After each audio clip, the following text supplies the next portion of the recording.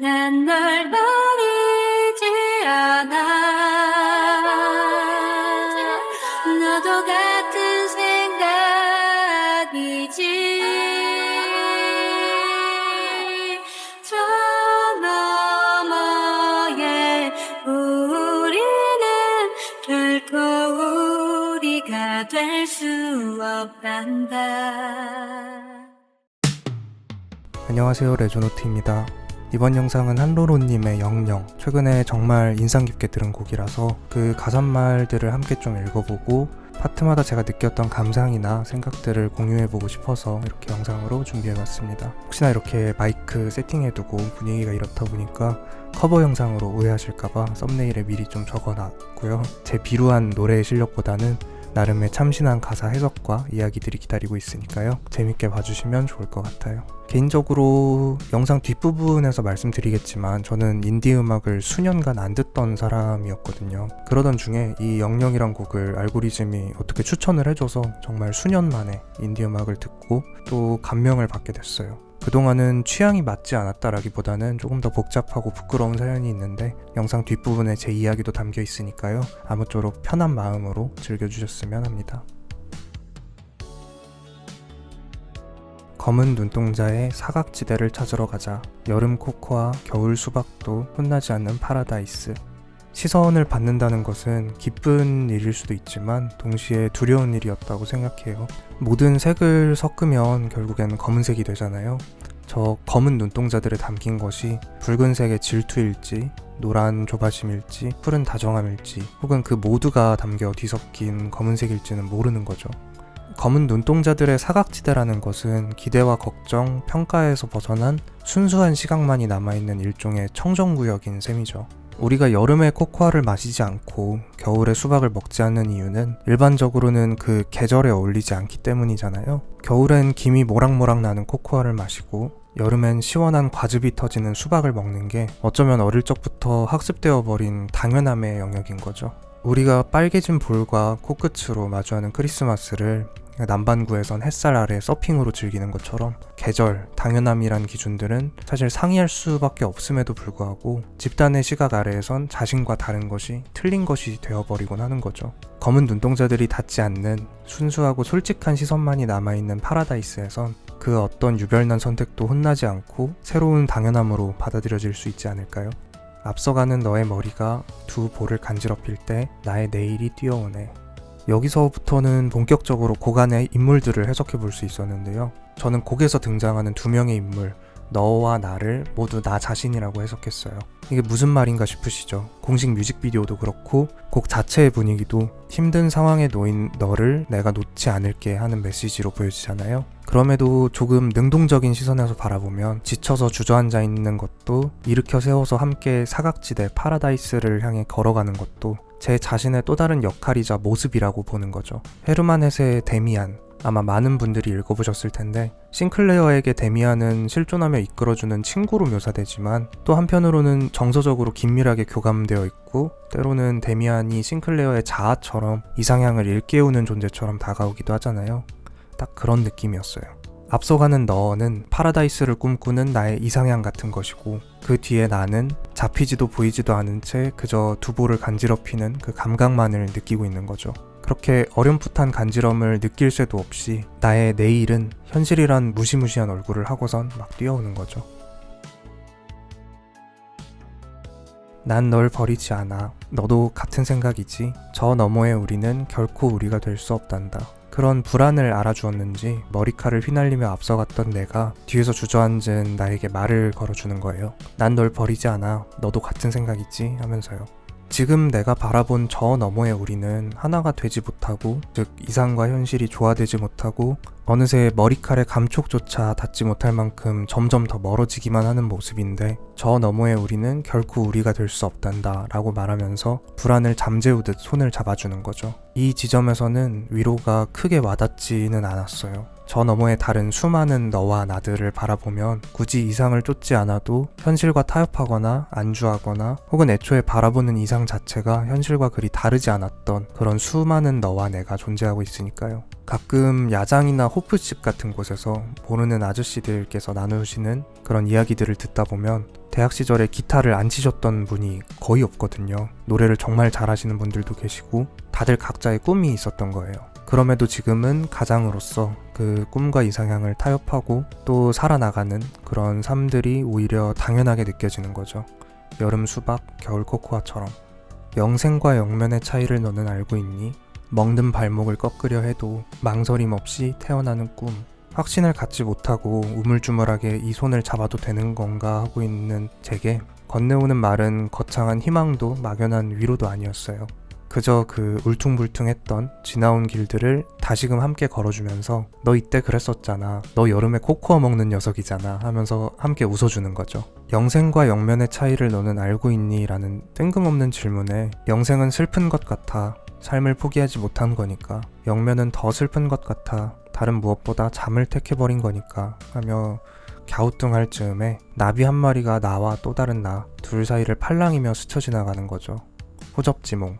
내가 나비인지 사람인지 잠인지 삶인지 뭐가 중요하겠어요. 돌아보면 나는 누군가에 의해 또 내 스스로의 선택으로 족쇄를 채워가면서 내 발목을 멍들이고 또 꺾으려 해왔거든요. 그렇게 내가 죽이려 할 때마다 꿈이란 녀석은 정말 한치 망설임도 없이 다시 피어나는 거였어요. 결국 영생과 영면 사이의 차이는 중요치 않았다는 거예요. 잠과 삶은 내가 얼마든 선택할 수 있고 또 받아들이기 나름이었던 거죠. 오히려 그 공통분모인 영과 영이 중요했던 거예요. 영영. 난 널 버리지 않아. 너도 같은 생각이지? 저 너머의 우리는 결코 우리가 될 수 없단다. 이제는 손을 잡고 일어선 내게 다시금 말해오는 거예요. 난 널 버리지 않아. 너도 같은 생각이지? 이제는 사뭇 다른 표정으로 머뭇거리면서도 고개를 끄덕이게 되죠. 손을 맞잡게 된 이곳의 우리는 저 너머의 우리와는 결코 같아 보이지 않으니까요. 난 널 버리지 않아.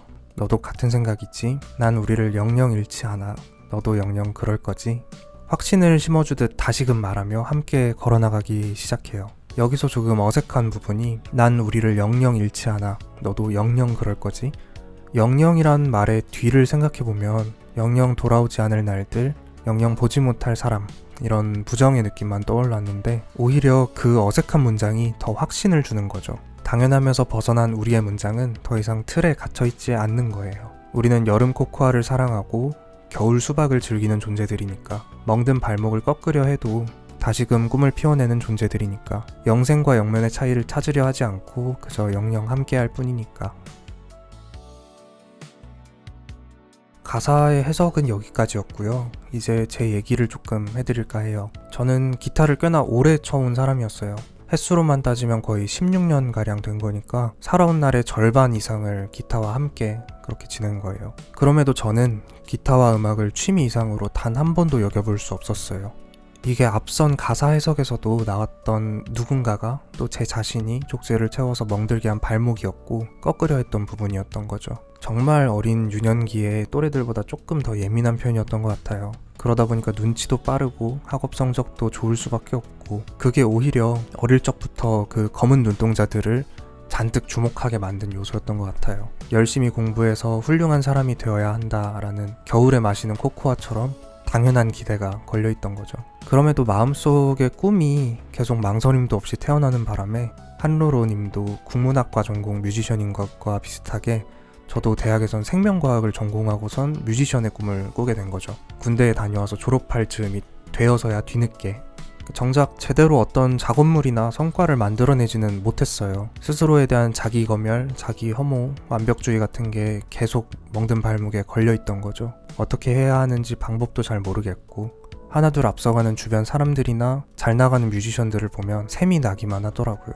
그런 모진 마음들이 이어지다 보니까 인디 밴드나 인디 뮤지션 분들은 사실 어떤 사업의 도움 없이 오롯이 본인의 열정과 재능, 노력과 시간들로 승부를 보고 또 이뤄내신 분들이잖아요. 그러다 보니까 그분들의 음악을 듣는 순간 제 스스로가 몇 배는 더 비참해지는 거예요. 그게 몇 년간 제가 인디 음악을 듣지 않았던, 정확히는 듣지 못했던 이유였어요.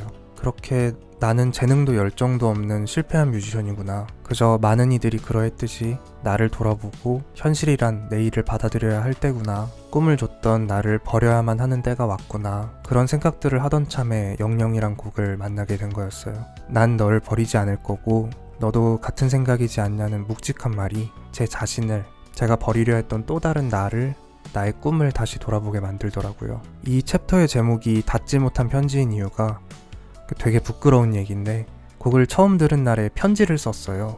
뭐 어떻게 전할 방법도 없었지만 막연하게 마음을 전하고 싶어서.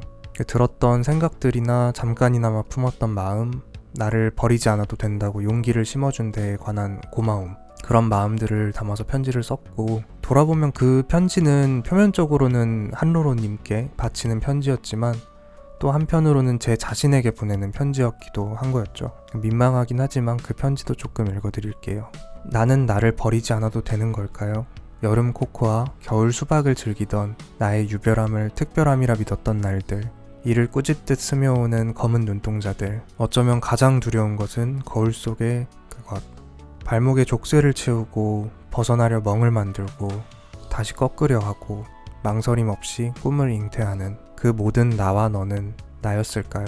내가 밀어내고 멀어져 온 꿈을 당기고 걸어가는 그대를 잠시나마 미워했습니다. 신 포도를 바라보는 여우의 심정인지, 버리지 못한 미련한 미련인지, 0과 0을 더하면 00이 된다는 말을 0과 0을 더하면 8이 된다며 애를 써가며 심술을 부리고 있더군요.